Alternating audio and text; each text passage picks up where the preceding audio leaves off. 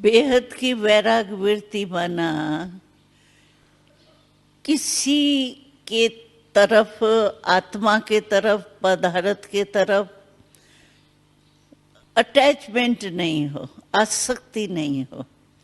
एकदम जैसे यूज भी करते हैं, जैसे दवाई जरूरी समझ करके यूज करती है, दवाई में कभी लगाव नहीं लगेगा। मजबूरी से जरूरी समझ के, आवश्यक समझ करके लेते हैं। तो ऐसे ही कोई भी पदार्थ या कोई भी आत्मा का संबंध उस आकर्षण से, लगाव के आकर्षण से हमारे पास नहीं हो, न आत्मा न पदार्थ, न कोई संस्कार।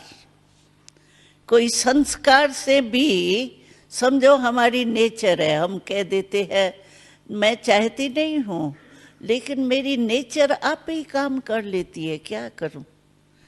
लेकिन नेचर है तो पुरानी ना, और पुरानी नेचर जब हम कहते हैं हम मरजीवा बन गए, ब्राह्मण बन गए, तो शूद्रपन के संस्कार भी तो मर गए या संस्कार बच गए और मैं ब्राह्मण शूद्र से ब्राह्मण बन गई। तो संस्कार भी तो मर गए ना पुराने।